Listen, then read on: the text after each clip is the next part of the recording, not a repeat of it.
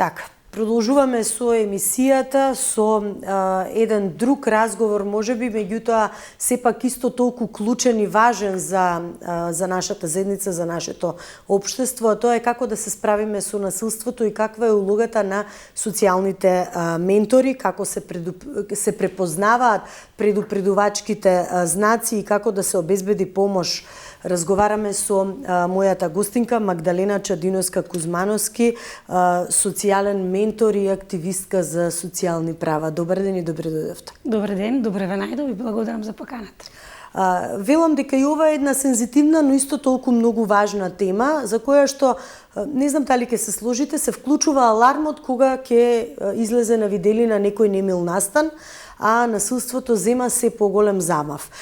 И од не би сакала како бројки сега да ги споменуваме, меѓутоа еве ги знаеме еве од МВР, можеби и од институциите, се поголем број на насилства се регистрирани во билтените на Министерството за внатрешни работи, во институциите кои што работат директно со оваа проблематика. Каде лежи генерално, Магдалена, проблемот, бидејќи вие и директно работите со жртвите на семејно насилство и можеби ми е полесно и кај вас да ја пренесат цела онаа историја што претходи на самото насилство?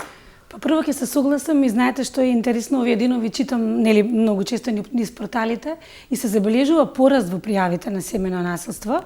Мене ми е многу криво, кажавте и вие во најавата, дека ние реагираме како општество после големи трагедии. Гледам дека МВР од она што, пошто имав и јас жена со која што работев и која викендов имаше повторно еден предизвик, повторно имаше закани од насилникот и пријави нормално во МВР, она постојано пријавуваше, меѓутоа морам да признам дека овој пат институциите малку посериозно си ја сватија работата, па малку потемелно навлегоа во проблемот и многу побрзо го решија.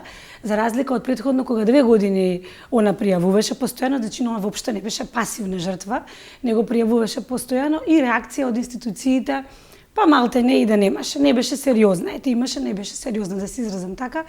Така да, се повеќе има пријави на семејно насилство. Не ме радува што има многу жртви, но ме радува што пријавуваат затоа што се охрабруваат и знаат дека местото не има во таква насилна средина. Има многу случаи, не би сакала сега нели да ги делиме или таксативно да ги редиме, меѓутоа она што предизвика бура од реакции, можеби ни е најтазе е што трагичниот настан со младата мајка која што нели незиното 6-годишно девојче и оној момент кога се будиме практично како заедница, како општество, чекајте да застанеме што ни се случи, зошто ни се случи, што се претходило во повеќето случаи. Еве би ја споменала, можеби сигурно и гледачите ќе се сетат младата Росица од Велес и имаше и многу други неодамна нели информациите околу насилството и убиствата во Кочанско, во Кумановско се извинувам, значи генерално настани кои што во моментот не вознемируваат, во моментот ја брануваат јавноста, меѓутоа мора да ги гледаме и да ги анализираме што всушност ни се случува, каде се корените на проблемите, каде да ги бараме и решенијата вклучително. Така е, знаете, ние реагираме во еуфорија како општество, кога ќе се случи нешто и првите 5-10 дена сите сме активни, знаеме како треба или како не треба и тоа е добро, меѓутоа ако не помине таа еуфорија во акција, конкретно и во чекори, тогаш па и не сме направиле нешто многу. И убаво лоциравте, ова е пред се работа на институциите. Така е, на МВР, на центрите за социјална работа, на јавното обвинителство, на судството, меѓутоа ето така и општествен проблем. Значи вие ако ќе слушнете дека соседи се расправаат или има насилство, должност е да се пријави тоа. Не мора да значи дека е така, меѓутоа пријавите, па нека излезат институциите на терен и нека проверат дали е тоа така или не. Проблемот е многу потемелен и подлабок. Треба да почне едукација уште во училиштата. Знаете, многу често слушам и сите што сега не гледаат ќе се согласат дека имаме неколку такви фрази. Една многу погрешна, ко се бие, тај се воли. Од мали така не учат. Не е точно. Тој што се сака, тој покажува љубов на поинаков начин. Не е точно дека се тепа тој што се сака. Или кога некој ќе ве удри на едниот образ, вие завртете му го и другиот. Какви се тие поговорки? Тие не ни носат ништо паметно, носат нови жртви. Секако дека не треба да го свртите образот, ако треба да го свртите грбот и треба да си отидете од нешто такво. Во училиштата нема доволно едукација за учениците како да препознаат пред се врсничко насилство, а потоа насилство понатака во тие некои возрастни години, насилство партнерско или било какво. И знаете, и тука лежи можеби и главниот проблем, затоа што во училиштата има стручни тимови. Колку се обучени, тоа треба да разговараме на таа тема. Меѓутоа, многу често сме сведоци и се надевам ќе се согласите дека децата ги плашат со стручните тимови. Ако не си мирен или послушен, ќе одиш кај психологот. Стручниот работник не треба да биде чудовиште од кое децата ќе се плашат. Баш напротив, треба да биде некој на кој што ќе имате отвореност да отидете да му кажете нешто. И потоа ќе видите статистички колку има најмалку пријави во училиштата. Значи, децата не се охрабрени да пријавуваат насилство дома, што се случува. Замислете кога едно дете ќе примети дека нешто дома, а децата приметуваат дека нешто неубаво се случува дома, ако пријава таа стручна служба, ако изреагира навремено, проблемот може многу порано да биде решен. Исто така, докторите имаат посебна диагноза во болниците, да ја напишат, не мора да е вистина, меѓутоа може да се провери тоа понатака, да се види дали постои тука насилство, пошто кога некој постојано ќе ви вика дека се сопнал, паднал, се удрил, па дошол случајно во болница. Симптоматично е, па ќе делувате така, да. Значи, веќе тука има простор дали е тоа така. Следно нешто, институциите колку сериозно си ја сваќаат оваа работа, меѓутоа тука кога ги напаѓаме институциите, мораме да ја нападнеме владата, без разлика која, дали оваа, дали претходна, мене апсолутно не ме интересира, него многу е важно затоа што во некој интервју и веќе кажав, многу малку буџет се издвојува. Ова не е приоритетно прашање кај владата. И тоа е погрешно, затоа што ако видите вие во центрите со колку кориснички што пријавуваат, зборам кориснички пошто најчесто жените се жртви, не значи дека нема мажи, веднаш да се оградаме од тоа, меѓутоа жените најчесто пријавуваат и таа е статистиката. Не можеме да одиме против нејзе. Да видите вие колку предмети тие имаат, во какви услови субстандардни работат, да не зборувам за какви примања, навистина се губи ентузијазмот по некое време. И кога зборувам вака не е за да ги оправдам колегите и колешките, него баш е за да ги зајакнеме центрите, за да можеме и ние како корисници утре, без разлика каков проблем имаме, да добиеме квалитетна услуга. Во МВР, дали се стручни полициските службеници, кои кога ќе отидете вие да пријавите насилство, ако се тие истите службеници, што ќе дојдат дома ако имате гласна музика, или што ќе дојдат дома ако било каков проблем се случува, тогаш не се тие соодветни за да ја направат првичната проценка. А верувајте, во проценката понатака лежи целиот тој систем што жената како поддршка треба да го добие. Тука и секој невладиниот сектор, јас доаѓам од таму, и ние сме тој некој комплекс на поддршки што треба да биде околу жената, и ако сме фино координирани, некако што викаат дека треба да бидеме, него ако и во пракса сме фино координирани, тогаш сметам дека на една таква жена, ако сме и поддршка кога најмногу и треба, најважното од се, таа жена нема да се врати назад во насилната средина. Така, првично и ќе се детектира, ќе се препознае, а потоа ќе се делува, па ќе се бараат решенија. Значи мора да имаме еден континуитет на работите, но рековте дијагностицирањето, ајде така да го кажам, е многу важно. Кои се најголемите бариери жените да побараат помош и како овде социјалниот ментор може да им помогне? Бариерите, мислам дека од мојата пракса се недоверба во системот, за жал. Таа е вистината, дали е тоа туѓо претходно лошо искуство, значи не се ни обиделе да пријават насилство, тоа за мене е многу поразително, кога нечие туѓо искуство, пошто мал е градов, мала е државата, се дознаваат овие работи многу брзо, тоа е најчестата бариера. Друга честа бариера е срамот, кој што за жал не треба никако да биде кај жртвата, меѓутоа такво е ова подречје, балканско да речам. Не дека во другите земји го нема, меѓутоа тука е многу изразено. За жал, кај нас се уште жртвата се срами, место да се срами насилникот. Потоа, онаа материјална несигурност, затоа што, еве, ние кога веќе ги отвараме овие прашања, нашата традиција налага, за жал, се уште, може би веќе тоа се искоренува, ама се уште е многу истакнато, кога вие имате син и ќерка, наследството му припаѓа на синот. Така, да. И видите вие интересна тема, сум размислувала многу, а многу работи ги поврзува. Па така ја правите ќерката, односно жената економски зависна од некого. Економски зависна жена не може да носи независни одлуки. Значи, тие се некои првични, има многу, меѓутоа тие се оние првични, И тука социјалниот ментор е дел од синџирот на поддршки. Ние имаме наша верифицирана програма во Паблик, јас доаѓам од Асоциацијата истражување комуникација и развој Паблик. Ние баш тоа го увидовме генерално кај ранливите категории на граѓани, дека им е потребна поддршка при излез на отворен пазар на труд, меѓутоа и при задржување пошто треба да биде одржливо тоа, не само да се вработи и последен месец да добие отказ. И ние работиме, ја адаптиравме програмата на жени жртви и работиме многу темелно со жените да ги истакнеме нивните капацитети и да најдеме вработување според низините моментални можности и ограничувања. Затоа што жената најчесто, откако ќе пријави насилство, води неколку постапки. Да не зборувам за емотивната постапка во нејзе, тоа ја согледуваат психолозите и ги упатуваме жените на психолошка поддршка, води правна постапка, затоа што заканата кај насилникот е секогаш дека ќе ги одземе децата, дека ќе ги одземе имотот, станот. И многу често тоа е вистина. Можеби не ке децата, меѓутоа многу често една жена земала кредит, тие заедно го реновирале станот или куќата, од куќата и од станот излегува жената. И сега таа треба да се снајде без ништо со две деца, во принцип две деца, некогаш едно, некогаш се пет. Дека треба да најде стан под кирија затоа што веќе куќата во која што таа растела и припаднал во меѓувреме на братот нејзин, најчесто е така, тој формирал семејство, веќе нејзиниот матичен дом не е дом. И практично почне од нула од почеток, а дополнително да биде и со грижа за децата и финансиски да и да враќа долг, од кредит што го земала во име на тоа да реновираат, справат куќа, нели секој сака да живее подобро. Така да тој пробуваме да го олесниме тој товар, откако ќе ги помине психолошката поддршка и правната, а некогаш многу паралелно, кога има таква потреба, ние го даваме тоа економско јакнење, меѓутоа не во смисла на финансии, зашто тие брзо се трошат, туку во смисла на тоа дека наоѓаме работа која е навистина соодветна и тука во синџирот на поддршки многу е важно да напоменам дека бизнисот има многу мала свесност за ова.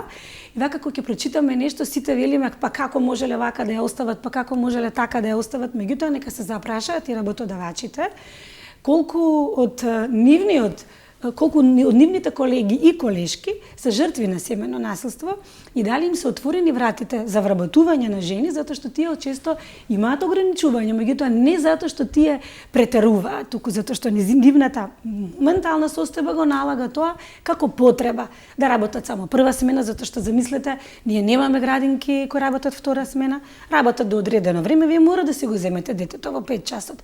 Ако го оставите само и ако вие работите втора смена, а пак работите за грижата за децата, нормално и за себе и за да си ги платите трошоците, вас може да ви го одзема детето од Центарот за социјална работа, зашто ако таткото пријави дека детето е оставано дома малолетно, веднаш оди во насока на тоа дека детето не е добро згрижено и замислете со какви предизвици се соочува една жена во таква ситуација. Жртва е секако, можеби во моментот не излегла од таа средина, меѓутоа вие долго време останувате жртва во себе, затоа што и кога чакорите по улица, како што кажав, многу често дури ке ми кажуваат жените дека слушаат како другите коментираат, еве ова што го расипа семејството, што го остави мажот и децата ги земала со него, ама го растурила семејството. За жал, сепак уште струи таа по мене, значи сосема нелогичност и неоправданост, меѓутоа тука е и струи. И замислете со што све се бори една жена кога ќе излезе од таква средина. Така да психолошката поддршка, правната поддршка, бесплатна секако, и оваа нашата која исто така е бесплатна, мислам дека се синџир на една поддршка без која една жена можеби ќе го остави насилникот, но ќе се случи уште потешко и пострашно нешто, ќе се врати назад кога нема да има ваква поддршка. Особено можеби еве и стигмата ова што го говоревте претходно, осуда или од заедницата, осуда од околината. Колку овде се наметнува прашањето важна поддршката од семејството. Значи она за што говоревме и пред малку, затоа што едно со друго се надополнуваат овие работи. Доколку ја нема таа поддршка од семејството, тогаш можеби и затоа ја враќа чекор назад да не се одлучи ниту да го пријави насилството, некогаш дури да го трпи и да го прикрива, самата жртва го прикрива, па дури и да лаже во име на насилникот дека случајно паднала по скали или случајно нешто друго или беше се случило, нервозен, па ме удри, ама се случува тоа кај сите, не сум само јас.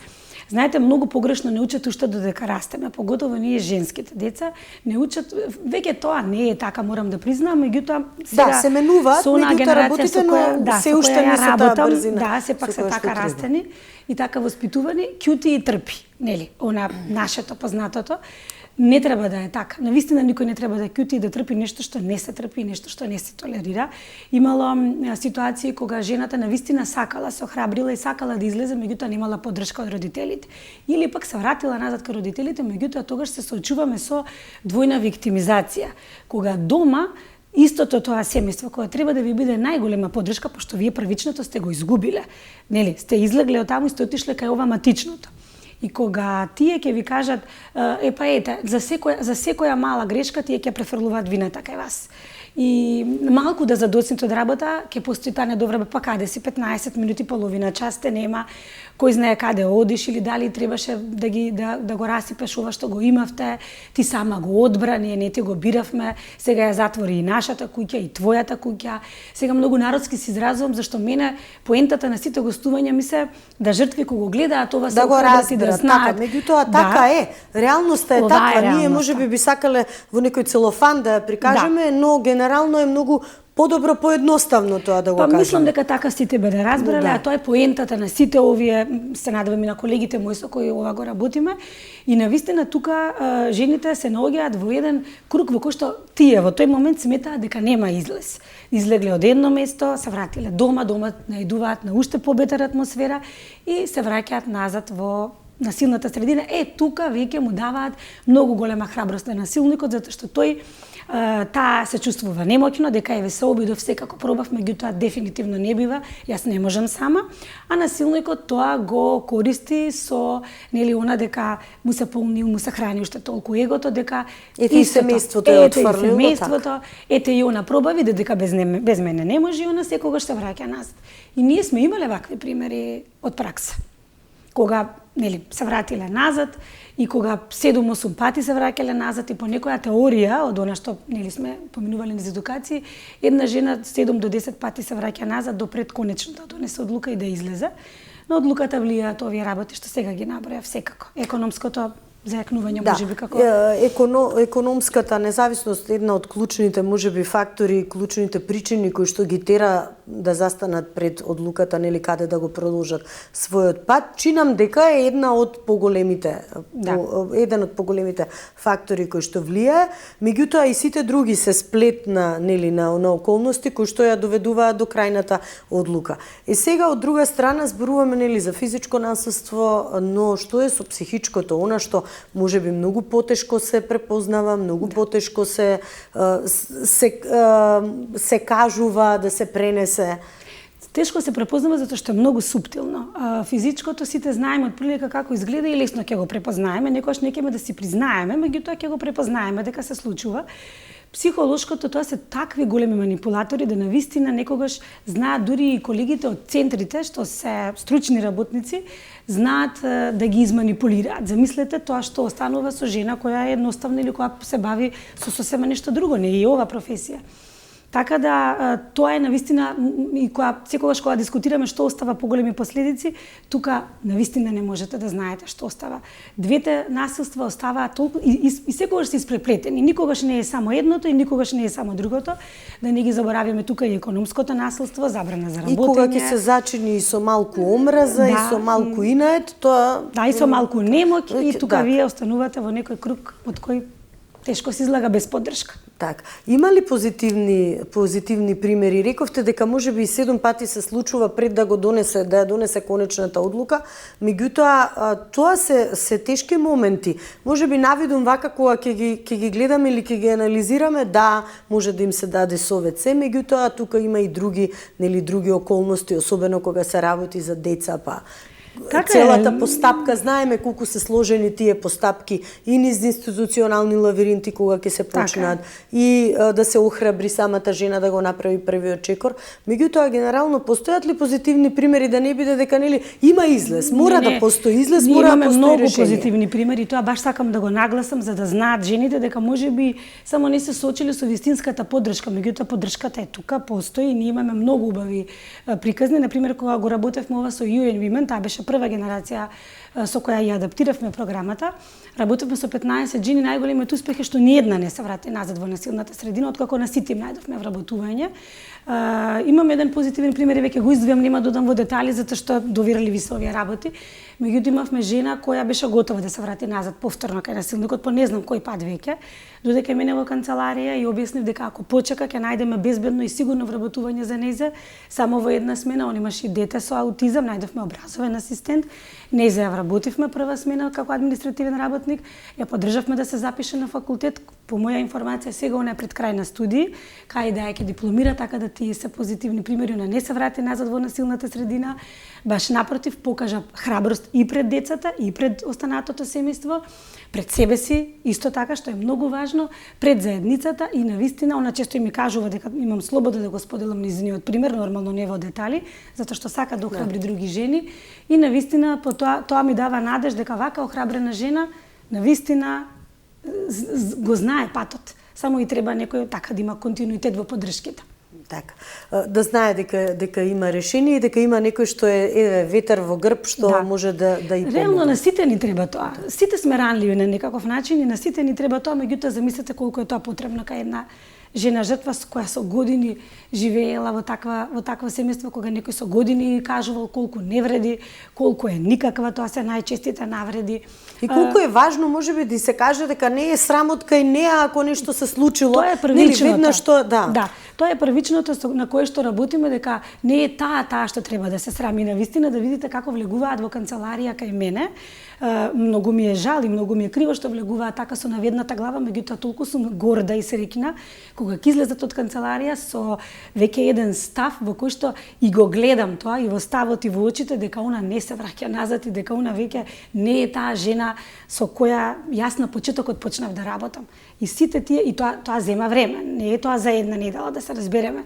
И месеци се некогаш во прашање, многу е индивидуално, многу зависи од жената, многу зависи од нејзиниот систем на поддршка, пошто само од мене поддршката сигурно не е секогаш доволна.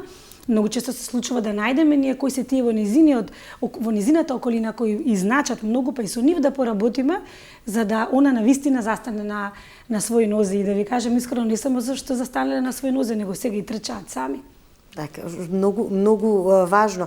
Магдалена, оно што ми беше интересно е, бидејќи сите сме луѓе, сите сме ранливи, како што спомена, меѓутоа, што се учи од жените? Секоја носи своја приказна, своја тежина.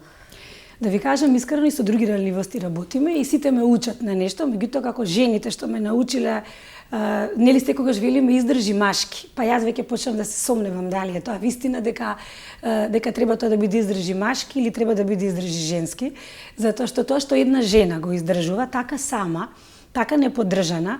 Јас имав жена која ете се грее на дрва, па цепеше дрва зимно време за да го потпали шпоретот и сепак остана доследна на тоа дека ја сака промената. Мене верувајте дека кога ми е тешко за некоја работа, па и можеби и навистина е тешко, и навистина е тоа тешко и е предизвикувачко, секогаш помислувам на жените. Значи тоа се таква една храброст и сила и според мене, поготово во овие земји, пошто во Шведска многу полесно ќе ве поддржи системот, меѓутоа овдека, поготово во Македонија кога зборуваме, тоа се за мене едни од похрабрите жени кои одат по нашава земја. Значи да се охрабри да излезе од нешто такво, да се ослободи од товарот кој го носи, да застане на свој нозе и да стане подобра верзија дури од она што била пред да влезе во таква насилна средина. Така да многу некоја исклучителна храброст, исклучителна решителност, тие се толку соработливи во процесот да, пошто не можете само да им дадете, ако тие не сакаат да примат, ќе се најдете некаде до негде и ќе се изгубите во процесот. Тие се толку отворени за промена да јас не можам да ви ја објаснам силата. Некогаш еве јас сум неволна за некои работи, ќе речам стани, облечи се, среди се, какви примери други постојат кои што успеале жените сами, можеш и ти. Така, им треба само мотивација, малку и порив за да размислат каде би сакале да го продолжат својот пат. Меѓутоа, овде се навраќаме бидејќи ги спомена училиштата и колку е важна едукацијата од најрана возраст за тоа какви личности градиме кај нашата младина, меѓутоа генерално околу информираноста. Дали се доволно информирани за своите права, за она што им се нуди како можност, за тоа како би требало кој прв чекор да го направат? Многу добро прашање, зашто јас мислам дека суштината на ова све е тоа што не се доволно информирани и тоа се тие едукации кои фалат и во училиштето, па и на работното место, и на факултетите, и секаде каде што ќе имате прилика некого да го, затоа што знаете има многу едукации кои се само наменети за личен развој, на пример, и тие се важни, меѓутоа со овие едукации можете на време да спасите живот, затоа што еве видовме по ситуациите претходни дека навистина води кон убиства, кон самоубиства без разлика. Значи овие се едукациите како клучни и некој навистина треба да се позанимава согласно возраста на децата, ако збориме за деца, па понатака и за возрастни, да се прилагоди материјалот, затоа што по мене информираноста, односно во случајов неинформираноста е клучна. Многу често не знаат на кај треба да се обратат, многу често откако ќе се обратат, они веруваат дека така треба да им се однесува другата страна, дали е тоа МВР представник, дали е Центар за социјална работа, а ако се доволно информирани, они можат да кажат, стој, вака не треба. Јас од тебе треба да добијам тоа и тоа. И ќе се бори да го добие. Исто така, не знам зошто, меѓутоа постои некоја несоработка и јас многу често одам во центрите за социјална работа и сама ги повикувам да ни даваат предмети. Можеби се преблокирани со работа и многу често мислам дека и него користат доволно невладиниот сектор. Затоа што не можат сами, меѓутоа невладиниот сектор е всушност тоа, поддршка на сите овие други елементи за да можеме... Партнерството практично помеѓу невладиниот сектор, граѓанскиот со институциите треба да... Таа координација, ако е квалитетна, тогаш јас верувам во успех. Така, и тоа е можеби главната поента кога велиме има системски слабости, кога ги препознаваме да ги надминеме, нели да го искористиме капацитетот и знаењето на оние кои што директно се инволвирани, па за да може потоа нели да се работи на надградување на тој систем. Ние вака една институција колку да има, независно дали се работи за кадровски потенцијал, дали се работи за преобемност на предмети, која и да е нели причината каде што има застој нели на одредени предмети, меѓутоа кога се зборува за социјалниот сегмент немаме време нели на претек па да ги оставиме со години сето тоа да се одолговлекува. Па ја затоа кажав се работи кој што мора интервентно да се решава. Затоа кажав и на почетокот за распределбата на буџетот, еден корисник кој ќе дојде во центарот не треба да му биде апсолутно грижа дали тој социјален работник денеска имал 10-20 разговори, дали го чекаат уште 10 надвор, а се случувало така. Верувајте, некогаш поготово по малите градови нема просторија каде ќе ги внесете за да разговарате, тие треба да се многу приватни работи. Индивидуален пристап за секој случај. И не сака никој од жените да зборува, уште 10 дружи тука колеги да слушаат што она зборува. Премногу е интимно, најдве се охрабрила со еден стручен работник да разговара. Затоа велам, ресурсите се многу важни, меѓутоа една жена кога ќе отиде таму навистина не треба да ја интересира, пошто како на сите нас што на први ни крата 40% од плата за да одат тоа во плати во администрација, како што не ме прашува дали сакам или не, така и јас не треба да прашам како корисник во било која институција која ќе се обратам, дали тие имаат кадар или не, дали имаат соба или не, ресурси или не. Јас очекувам прием и поддршка. И тоа е суштината на институциите и на државата. Што е ако не е да гарантира основното човеково право безбедност? Тука во последните случаи на пријавувано насилство сериозно е загрозена безбедноста на тие жени кои веќе ги нема. Фемицид се случил врз нив, значи убиство на жена затоа што е жена, или овој последниот не сакам да го коментирам зашто уште не сме сигурни што точно се случило, меѓутоа ако е како што досега од овие информации што ги знаеме, навистина е како за еден систем навистина тоа е страшно и никако не е оправдано. И често велам тоа не е лична трагедија, тоа е трагедија на системот. Колективна така трагедија, апсолутно се сложувам, имајќи во предвид дека барем од информациите што спомена, веќе ги знаеме дека се работело за долгогодишно насилство. А кога имате веќе и дете, во случајот тука... Детето секогаш треба да ви биде фокус. Дури кога жената на тие полициски службеници 2 часа пред тоа им рекла дека све е во ред, ако тие биле доволно стручни, тие би препознале дека не е се во ред. Туку само така вика жената дека е све во ред. Јас кажав, требало да се земе и жената и детето да се однесе во побезбедни услови, посигурни, каде ќе ја испрашаат уште еднаш дали навистина е така све во ред и требале да ги земат претходните пријави нејзини, претходните действија на насилникот и навистина тогаш мислам дека ако така системски се делувало немаше да дојде до ваква трагедија. Тука секогаш и кога има насилство, секогаш се децата во фокус, дури кога една жена ќе рече многу долго не го оставав насилникот заради детето, баш напротив. Треба да го оставите баш заради детето. Тоа не е соодветен пример. Тоа семејство не е соодветен пример. Такво семејство носи нови насилници и нови жртви. Не носи квалитетно семејство. Ако тоа не може да се надмине, еве ако некоја жена сака да се обиде со разговор, со било што, ако гледа дека по некој време не се админува, не е лесно. Лесно е вака да советуваме, не е лесно да се остави насилник, поготово овдека на овие простори, меѓутоа, навистина, многу е потешко да се остане во насилната средина, него да се остави насилникот. Так, сега овде ми се наметнува, Магдалена, едно друго прашање што низ разговорот провејува, меѓутоа кога ги спомена позитивните примери, убаво е да се каже, нели, дека има ефект од целата таа работа и од сето она за што се заложувате како професионалци, меѓутоа генерално една споредба со другите земји, како тие го решаваат и колку тие системи практично можат да бидат пресликани и кај нас, за да се направи еден функционален систем. Ние постојано говориме, ама системот не функционира, системот, а практично сите сме системот. Сега, кога имаме случаи кога пријавувала жената жртва на насилство, па нормално е што спомена да бара помош и поддршка. На непријавено насилство не можам да се лутам кога не реагираат институциите, нема како да знаат. Меѓутоа на пријавено насилство и како имаме право сите да бидеме бесни кога не постапуваат. Навистина има различни примери од земјите низ светот, има оние многу рурални кои се уште го оправдуваат, меѓутоа оние зајакнатите земји кон кои се надеваме, ние сакаме да се движиме. Жената е навистина многу по зајакната, она веднаш добива стан, добива еднократна парична помош која не е 100 евра, него зависно земјата е многу висока, да она може барем првите неколку месеци да се снајде, добива бесплатна градинка за детето, веднаш приоритет да се запише каде што детето, кај што највеќе ќе му одговара на детето, училиштето исто така се одбира, добива вработување по некој време, психолошка, правна поддршка. Насилникот не смее да и се доближи. Тука мерките се прекорачуваат и тука се носат мерки. Да, забрани имаме, не се почитуваат. Да, и не се реагира на непочитувањето на мерките. Така да во основата е таа. Зашто еден насилник да не го повтори делото кога не е санкциониран? Во основата на насилството, ако сакате да го избегнете или да го искорените, казните се тие кои ќе ви помогнат. Ништо друго, верувајте.